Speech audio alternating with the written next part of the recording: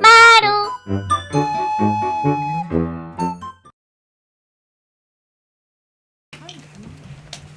자, 지금 장비가 왔기 때문에 장비도 한번 다시 얘기를 한번 해보고요.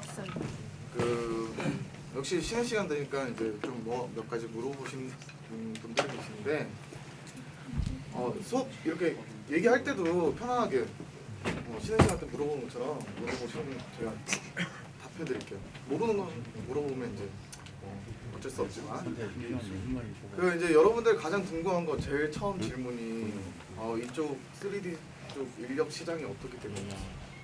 역시 요즘 취업 이렇게 말이 많아서 가장 궁금한 것들이 그런 것 같은데 실제로 뭐 지상파는 제껴두고 왜냐면 그쪽은 뭐 서울대, 연대, 고대 언론학 출신들이 이제 거의 다 가기 때문에 실제로 우리가 실무를 이렇게 실무를 접하면서 공부를 한 친구들이 갈 수 있는 그 틈이 너무 좁아요. 그래서 뭐 기술적으로 가야 되는데 그것도 좀 어렵고 실질적으로 이제 그 외주 제작사나 그리고 이제 컨텐츠 뭐 전시나 이런 쪽으로 인력을 많이 수용을 하고 있는데 요즘에 이제 그런 컨텐츠를 제작하라고 부탁하는 쪽에서 3D를 기본적으로 요구를 하기 때문에 인력 수요는 어느 정도 있어요. 근데 물론 2D가 제대로 돼야 되겠죠. 3D를 하기 위해서는 3D만 할 줄 안다고 뽑는 건 아니니까 아직까지는 2D 일이 좀 더 많지만 여러분들이 가야 되는 시장에서는 3D 요구가 50% 이상은 많다. 네, 이 정도 알고 계시면 되고요. 아까 예를 들었지만 뮤직비디오 같은 경우 여러분들이 쉽게 가장 먼저 진출을 졸업하자마자 바로 갈 수 있는 그 인력 시장이 시장이라 표현해서 좀 기분 안 좋을 수도 있겠지만 우리는 이제 그 사회에 진출하게 되면 시장에서 하나의 상품이 되는 거죠. 자기가 그쪽에서는 그 3D를 요구를 되게 많이 해요. 방송 외주에 뭐 그 예능이나 이런 거 찍는 VJ 같은 경우는 필요 없겠지만 아직까지는 뮤직비디오, 광고, 그다음에 전시 이런 쪽은 거의 이걸로 보여요. 정도 3D 콘텐츠를 제작하기 때문에 3D를 했다 그러면 다르죠. 그 경쟁력이 있을 거예요. 그리고 실제로 대학교에서 3D를 전문적으로 가르치고 있는 학교가 2개밖에 없어요. 제가 알기로는. 이거 아바타 자막 어때요? 아프죠? 네, 이거 나중에 설명해 줄게요. 왜 아픈가. 자, 이거 우리 그 이제 수평 방식의 직교 리그입니다. 리그라고 하는 거는 촬영을 할 때 입체로 촬영할 수 있게끔 도움을 주는 이런 장비를 리그라고 하고요. 이 방식은 우리와 눈과 똑같은 방식이에요. 네, 두 눈의 거리차로 입체를 찍죠. 그리고 아까 이렇게도 입체를 찍는다는데 이렇게도 찍는다고 했었죠. 이렇게 초점거리.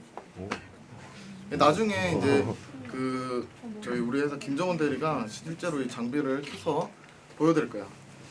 그리고 입체 그 보면 얘는 모니터는 직교 방식이에요.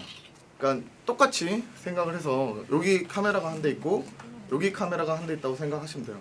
그러면 가운데 그 투명한 미러가 있는데 이 미러가 하나 빛의 50%는 반사를 해서 위로 올려주고요. 하나는 투과를 해서 뒤쪽으로 가게 해줘요. 그래서 레프트 라이트를 받는 거예요. 이 모니터 같은 경우는 반대로 이쪽에 디스플레이가 하나 있고 이쪽 뒤쪽에 디스플레이가 하나 있어서 50% 이렇게 쏴주고 그 다음에 이렇게 쏴주죠. 반사 투과로. 그래서 이제 카메라하고 반대로 하는 거야. 이게 이제 카메론이 칭찬했던 그 모니터예요. 왜냐면 이제 이거는 풀 HD를 볼 수 있는 평강. 이런 거 같은 경우 만약에 바다에서 이런 걸 찍었다. 횡한이 아무것도 없어. 그렇다면 깊이감이 안 나타나겠죠. 얘네들은 입체적으로 보여. 공간이 안 나타나요. 막힌 게 없으니까. 그죠? 뒤에 백이에요. 근데 얘는 나무들이 촘촘 있으면서 안쪽으로 들어가는 느낌이 나죠. 그러니까 좌우 영상도 있지만 미적으로도 그 원 시점을 가지고 입체감을 구현을 해주는 거야. 그리고 실제로 이제 여러분들이 그 컨텐츠를 기획을 할 때 공포물 같은 경우는 어두운 배경을 많이 써야 돼요. 어두운 배경에 강한 라이트 이런 것들은 그 입체에 정말 안 좋은 영상들이거든요. 근데 이제 차차 사람들 노하우가 쌓이면서 이제 조금씩 어떻게 찍으면 되겠다라고 이제 나오는데 정답은 아니고, 그러니까 왜 안 좋다면 그 어두운 배경은 입체감을 죽여요. 물론 밝은 빛도 죽이지만 밝은 빛은 거기다가 고스트라고 그 잔상 같은 현상을 나타내면서 사람의 눈을 그 머리를 어지럽게 만들어요. 그러니까 이런 것들. 그러면 봐보세요. 만약에 이런 배경이 있는데 이쪽은 라이트를 어둡게 쫙 깔아놓고 여기만 이제 집중 라이트를 해요. 그럼 여기는 입체감이 있는데 여기는 블랙 입체감이 없어져요. 그럼 눈으로 봤을 때 그 상호 겹치는 부분의 그림이 입체감들이 충돌을 하면서 엄청나게 어지러운 영상이 발생하는 거죠. 근데 연출적인 제약들이 많기 때문에 많은 그 경험들을 해보시는 게 좋아요. 자, 영상을 촬영해서 편집을 할 때 저도 이제 편집을 하니까 편집을 하다 보면 이 촬영 감독님들이 한숨을 쉬게끔 하는 경우들이 정말 많이 발생하죠. 그럴 때 편집 기사들은 가장 곤란할 때 디졸브라는 것을 씁니다. 효과로. 컷과 컷 사이를 맞춰야 되는데 도저히 안 맞아. 너무 미치겠어. 편집 기사들은 디졸브를 정말 싫어하지만 디졸브를 씁니다. 그러나 3D에서는 디졸브를 쓰게 되면요, 공간과 공간이 두 컷이 충돌을 하면서 눈이 불편해지고 동시에 옵티컬이 있잖아요. 한쪽은 연해지고 한쪽은 진해지면서 0,0,0가 되는 시점으로 가면서 공간이 이렇게 있다가 입체컷이 없어졌다가 이렇게 생겨요. 디졸브를 걸면 화면이 없어지니까요. 그러면서 눈이 불편하게 되죠. 그래서 3D 영상 보면 디졸브 걸면 되게 짧게 나와. 순식간에 그냥 지나가요. 길게 그 아름다운 뭐 이런 거 뭐 풍경 같은 거 보면 디졸브 이렇게 천천히 넣으면서 음악 깔아주고 해야 되잖아요. 3D는 안 됩니다.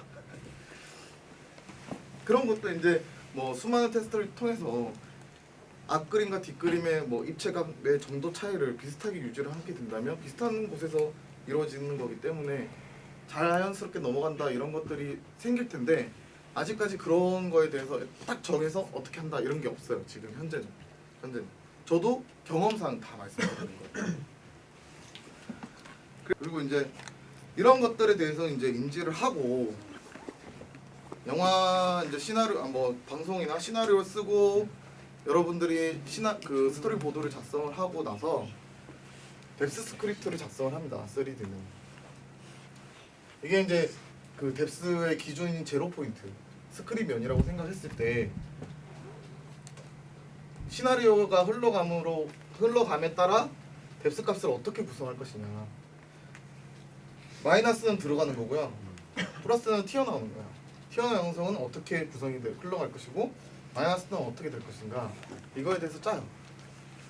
이거는 그냥 간단하게 생각했을 때 스토리보드라고 생각하시면 돼요. 스토리보드를 입체적으로 그냥 그래프로 표현한 거라고 생각하시면 됩니다. 어떤 컷에 어떤 영상은 튀어나오고, 그리고 입체도 기승전결에 따라 그런 거 있겠죠. 뭐냐면 강조하는 거는 좀 더 튀어나오게 할 것이고 그냥 평이하게 지나가야 되는 거는 스크린면을 기준으로 안쪽으로 넣는다든지 그런 것들이 필요할 거 아니에요. 그런 것들에 대해서 정보를 미리미리 계산을 해서 사람의 감성에 어떤 정보를 이 작품에서 영상에서 어떤 것들을 좀 더 강조할 것이고 하는 것들을 미리 입체값으로 표현해 놓는 거죠. 자, 그리고 이제 이 입체값을 표현하는 방식이 두 가지가 있어요. 패러럴 방식하고 컨버전스 방식인데요. 토드인, 짧게 이제 토드인이라고 해요. 이거는 자, 아까 카메라를 나란히 놓고 카메라 간격, 축 간격을 왔다 갔다 하면서 하는 것이 패러럴이에요. 근데 이 방식은 하나의 그 차이점이 뭐냐면 이 방식과 차이점이 뭐냐면 그 제로 포인터와 그 앞과 뒤에 구분이 없어요. 이 방식 자체가. 왜냐면 이렇게 보기 때문에 화면 그 가운데 초점이 있으면서 앵글이 서로 벗어나는 지점이 없기 때문에 똑같은 각으로 보기 때문에 입체는 표현이 되지만 깊이감이나 이런 것들이 좀 부자연스러워요. 그리고 토드인 방식은 이런 식으로 찍는 거예요. 카메라를 이렇게 놓고 이렇게 조정을 해요. 그러면 볼륨감은 더 비슷하게 있고요. 근데 입체 거리감이 확실히 얘랑 차이가 나게끔 잘 찍혀요. 그러니까 장소의 공간감이 표현력이 훨씬 좋아요. 그래서 이 방식을 많이 쓰는데 문제는 이 방식은 촬영하는데 준비하기 너무 시간이 오래 걸리고 너무 힘들어요. 그래서 요즘에는 한쪽은 이렇게 놓고 한쪽은 이렇게 꺾는 혼합형을 많이 써요. 촬영 장소에서. 그래서 이걸로 많이 조정을 하죠. 그리고 얘의 단점을 설명 안 해요. 얘의 단점은 얘는 우리 눈과 똑같이 이렇게 바라보기 때문에 그 대상물에 대한 왜곡이 없어요. 그냥 보는 대로 보여요. 근데 얘는 이렇게 강제로 틀어서 보기 때문에 이렇게 손가락을 놓고 이렇게 가까이 가다가 이렇게 눈을 모아서 보면 손가락이 이렇게 좀 왜곡될 거야. 길이가 좀 이렇게 이렇게 봐야 되겠다. 이렇게 보면 손가락이 내 길이보다 좀 더 길어 보인다든지 뭐 그렇게 보일 거예요. 그것처럼 대상물에 왜곡이 생겨요. 간단하게 입체 수평 리그에 올려가지고 입체 자기 모습을 입체로 볼 수 있는 리그가 준비되어 있거든요. 이거 한 번씩 보시고 입체감이 어느 정도의 어느 촬영 장비를 이용해서 입체를 찍는지만 한번 감만 잡으시면 잘 정리하는 거예요. 그래. 그 우선 저희가 그 수평 리그를 일단 가지고 왔는데요. 이 수평 리그는 설명을 들으셨다시피 사람의 그 양안의 거리차가 있잖아요. 양안의 거리차가 있는데 카메라 이제 좀 저희 회사에서 좀 구형인데 안 쓰는 이제 이 렌즈 축간거리가 이제 먼 카메라를 갖고 오다 보니까 피사체가 최소한의 거리가 확보가 돼야 돼요. 그래야지만이 입체가 편안하게 볼 수 있게 촬영이 되는데 지금 이 축간거리를 봤을 때는 사람의 양안 시차가 평균적으로 한 65mm 정도 떨어져 있다고 했잖아요. 이거 훨씬 멀거든요. 한 2배 정도 되는 거리인데 그러게 하면 최소한의 피사체가 있어야 될 거리는 한 5m 정도. 수평 리그로서 이제 카메라가 이제 렌즈부가 작거나 이렇게 거리차가 이렇게 다가오는 좁혀질 수 있는 제품들은 훨씬 가까운 거리에서 촬영을 해도 그 무리가 없는데 축간거리가 좁혀지지 않는 기종들은 어느 정도 거리를 두고 피사체를 확인하면서 촬영을 해야 됩니다. 그래서 지금 저희가 설명을 할 때 그 스크린 표면과 그 다음에 스크린 넘어가는 안쪽의 공간, 들어가는 공간과 튀어나오는 공간의 구분을 정확하게 못 드렸는데요. 여기서 컨버전스하고 그 아유드 값, 양안 시차 값을 조절을 하면서 자기 입체가 자기 친구나 자기의 피사체가 어떻게 보이는지 어떤 느낌으로 입체감이 더 밀려지고 좁혀지는지에 대해서 간단하게 시연을 할 테니까요.